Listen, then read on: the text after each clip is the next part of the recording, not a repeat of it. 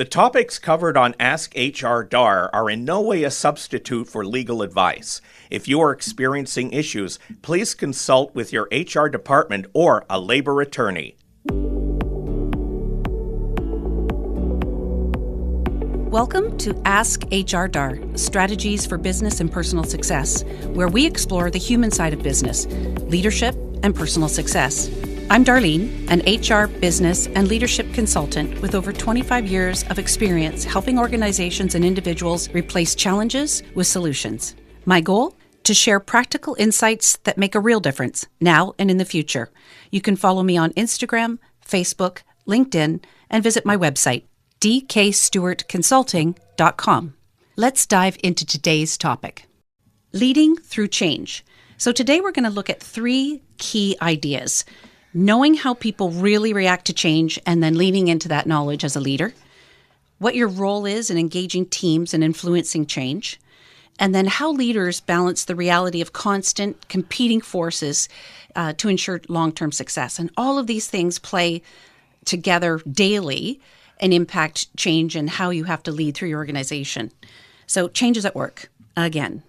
So here you are, leaders and supervisors, you're responsible for guiding your teams through change successfully, even at the same time that you yourself may be coming to terms with the change. So you got to have the brave face. I want you to think of things like mergers or a pandemic or new equipment or old equipment, or having the same goals but a revised budget, which is always a deadly change. Shifts in the market or your supply chain. So logically, as leaders, we focus on the strategies or data or processes to get us through the change, but your gut tells you that nothing will change in the long term without your people. You've got to rely on the change has to be driven by your team. So you'll need to anticipate and manage the reactions, and you'll have to navigate the everyday contradictions behind all of this data. And think about a contradiction like stability and change. And so they said, real permanent change requires stability, which seems an absolute contradiction. And it is. It does seem rather paradoxical. It is absolutely paradoxical. And we're going to talk about that, one of my favorite business books. So I'm leaning on 3 books today. And they've traveled with me. They've been earmarked. They've just been great guideposts for me in my career and as I work with other leaders. And so today's topic is a mashup that's designed to give our listeners insights on all 3. It'll help you navigate change effectively. It'll help you engage people emotionally and show you why change requires people to have an emotional attachment to it. And then how to integrate the competing priorities for your long-term success. I guess the term they always use is buy-in. Totally. But people can nod their heads, right? And violently agree, but really not feel it. They'll just, they're really not going to change until they understand sort of at an intrinsic level why they need to. So it really is a marketing thing. You have to sell the idea to them to get them to buy in, not just we're doing it like it or not. Yes. Not that the top-down heavy doesn't really always stick. So the 3 books that we're looking at today, even though they approach things from different angles, there really is some nice overlap, and it really provides a full, comprehensive, approach to change and how to attack it. The first one is Managing Change by William Bridges, and he looks at the emotional and psychological process of change and just why people struggle.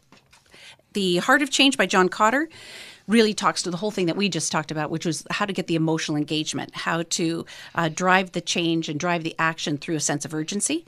And then my favorite book ever, Paradox Principles by the Price Waterhouse Change Integration Team. I know that sounds boring. Yes, I'm an HR nerd, but it's a beauty. And it's traveled with me and been very helpful.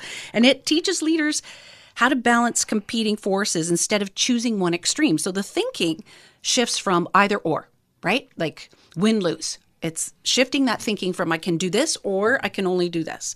And it really has you look at both and thinking, because both can be true. I can have stability and I can have change. In fact, do we still have that as a very pervasive in so many businesses, we've always done it this way mentality? Yeah. And this is coming up in the psychology. And we'll talk about it in a second. And the folks are resistors, and some of them are the historians. And so that's helpful depending on how it's communicated. And we talked about this last week, because like how, the verbal communication versus the body language. So if they're being the historian and telling you it's always been this way, or we've tried this 3 times. They're giving you the history on it. Or they're crossing their arms and they're looking at you and they're saying, we've already done this. It's always been this way. We've tried something like this and it didn't work is probably another one you hear. And then the question as a leader is, why didn't it work?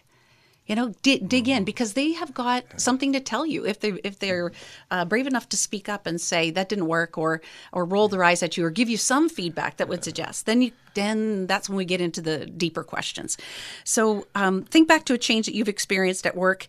Was it a new boss, a restructure, a shift in remote, or a shift to remote work? COVID was a big change for all of us. And how did you feel? Did it feel chaotic? Did it, were you frustrated? Or were you on the other spectrum where you were relieved and you were motivated by the change? Think Zoom. Yeah. How awkward that was for so many of us. And then it just became part of everyday life for many. Yes. Yeah. And then people got zoomed out. They're like, oh my gosh, I can't do another video conference, right? So how we react to change, the difference often isn't, it doesn't lie on the change itself. It's what's happening for you as an individual in that moment, and then how the change was led. And you talked about this just a few seconds ago, Kevin, was it like just shoved down your throat? Or were you given some sort of explanation? And leaders were not always given a tremendous amount of time. Sometimes it just happens. And then, there's closed door meetings and we're scrambling to make things right. So how we react to change, let's dive right into that one. The key concept from this book under Managing Transitions by William Bridges is that change is external. Change is external, right? But transition is internal. Change is immediate. Transition takes time. So just because something, you might have had a warning, maybe equipment was breaking down, but the change is typically something quick, a new policy, a new leader, a key team member quits. You don't have a lot of time to debate that. That's just a sudden shift, and there's action that's required. The transition behind that happens over time, and it's how people psychologically adapt to that change. And some people will jump right in. They're we call them the innovators. They jump right at it. They're ready for the change. And then on the other end of the spectrum, it's the people who resist it forever. They're not going to change until the status quo changes. So if we look at how people react to change, Rogers has a adoption curve, and it shows that the people who adapt really early to change, they're called the innovators and the early adopters. It's about 16% of your team. They're the first to embrace change. If you ask for a volunteer, they shoot their hand in the air.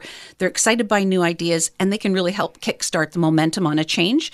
The next group, the next chunk of that is the early adopters. They're open to change, but they need to see a clear vision. They need to know that it's going somewhere because there's been maybe a lot of false starts where people say, we've tried that before. Or, so they need to know that there's a plan behind it.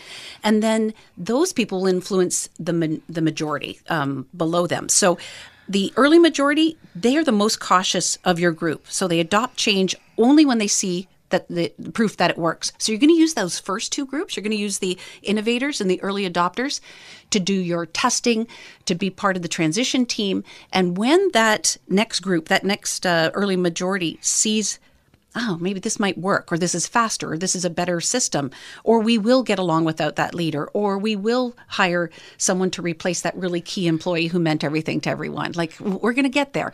Once they see that, then you've got 50% of your team who understand the change. The last part of the group that is resistant to change are called the late majority, and then the people who are the true resistors. And that's 50% of your people.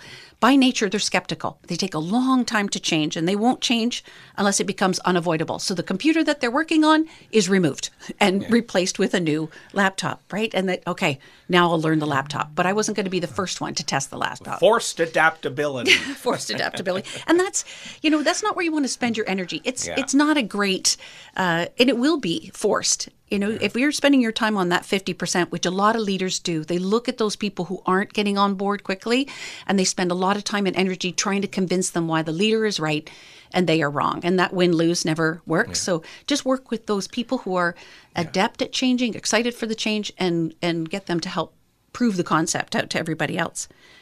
So a lot of efforts fail because leaders only focus on those innovators and early adopters too, like those people who are, let's do the change.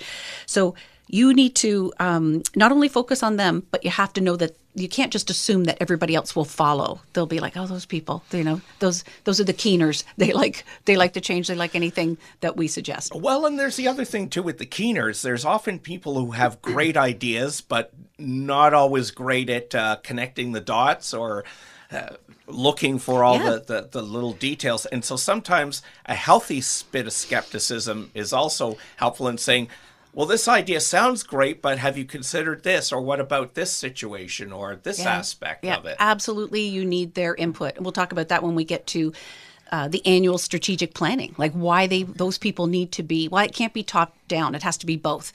Top down, vetted through people for some information from bottom up. And that has to be, that process is continuous, right? So the second book under, it's The Secret to Making Change Stick, is really The Heart of Change by John Cotter. And his key concept is that change is emotional and not just logical. And we know that. So left brain, logic, right brain, creative, and our teams are full of both. So we need to make the emotional connection, and we need to, when you can, sometimes the most powerful, the fastest change I've seen, or the fastest transition, right? Change happens quickly, but getting the team on side is to make it tactile, is to get them to really see and feel why the path just switched, and it might be a complete 180. So biggest leadership mistakes, assuming people will change if it's just explained logically. Some may get it, but not everybody. Lasting change happens when people can see and feel why the change is necessary. And I just want to give you an example. One instance, when I was working at Universal Studios, I had an amazing leader. So Norm Rich, I don't know if you would ever hear this, but you were an inspiration, and didn't realize the power of his leadership until he was gone, right? So just a brilliant man, great combination of ferocious leader and kind man at the same time. So here we are. We've got park is losing money. The theme park isn't, there's no more people coming. We're in the food service division.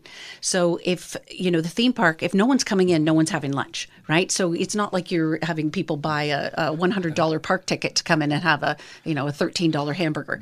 So think about early 2000s, we're missing our targets, as is the rest of the park.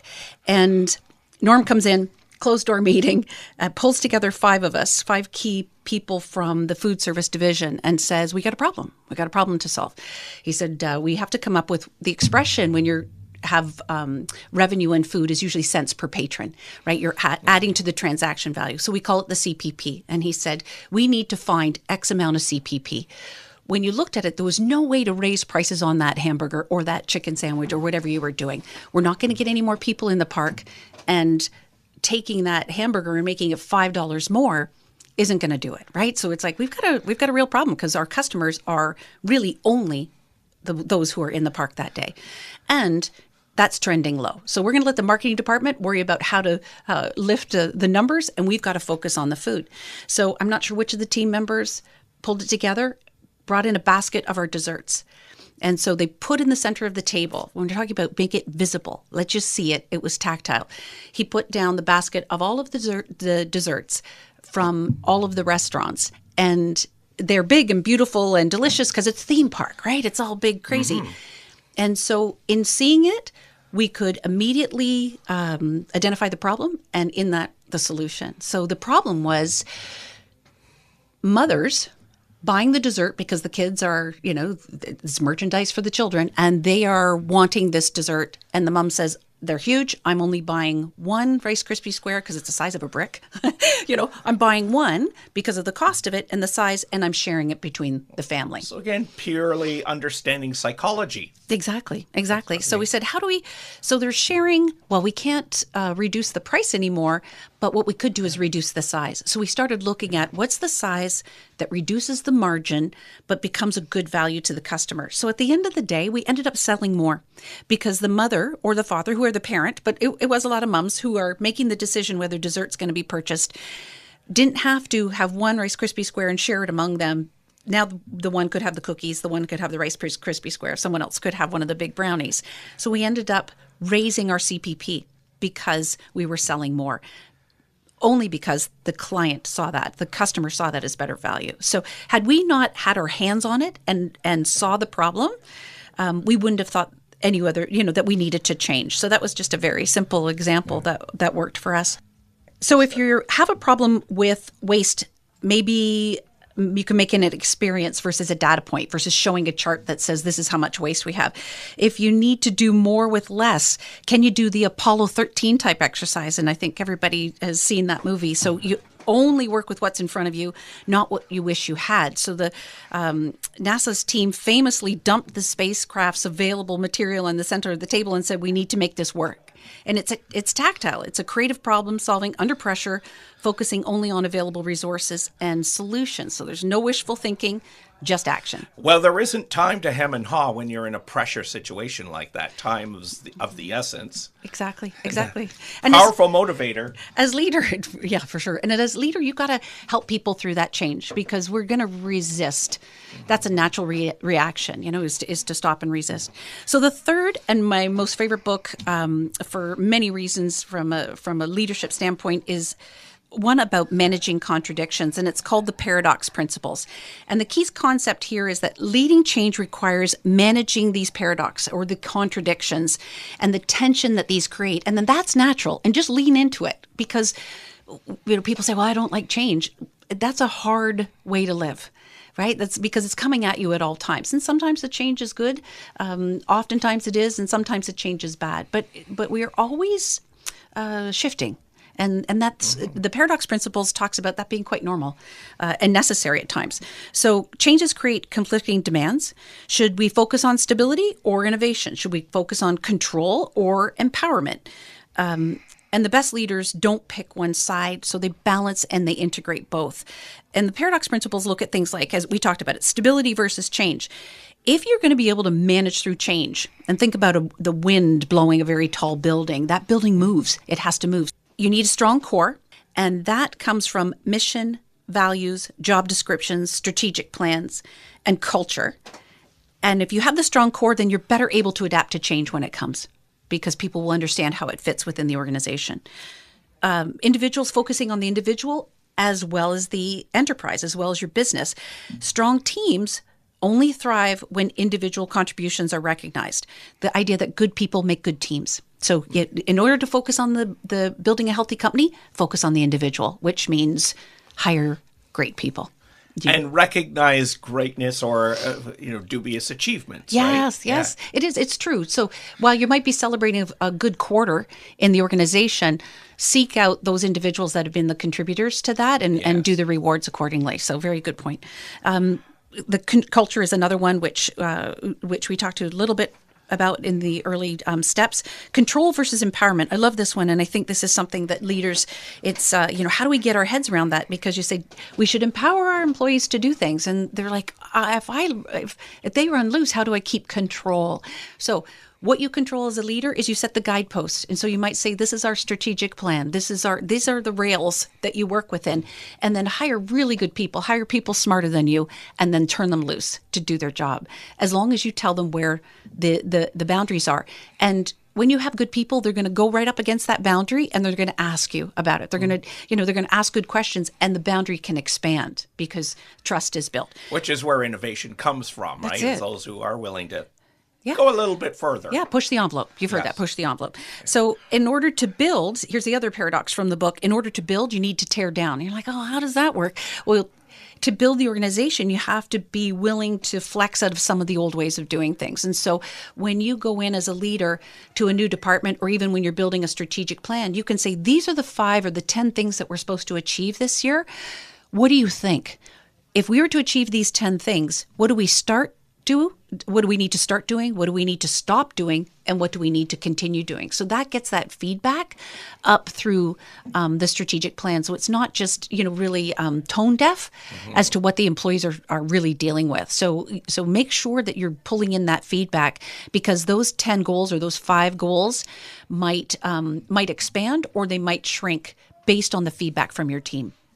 So the point from that book is really the best leaders don't try to fix the paradox, they manage through them. If you take just one thing from today's episode, let it be this, that lasting change fails when we treat it as justice to do on our strategic plan or our daily goals. Real change happens when we lead people through the transition, when we engage them emotionally, we communicate effectively, and we help them balance the competing priorities. We get ahead of that. We step in front of that. Think about a change you're leading right now. So in your mind, can you identify those early adopters or the resistors on your team and where you're spending the most energy? Can you make the change visible or tactile to help make your point and drive urgency? Have you created a strong enough foundation with clear goals, guideposts, job descriptions to help flex through change? If you've found today's episode valuable or you have questions, be sure to visit my website, dkstewartconsulting.com, and leave me a comment. And as always, I invite you to like or follow me on the social of your choice, Facebook, Instagram, and LinkedIn. Thanks for listening.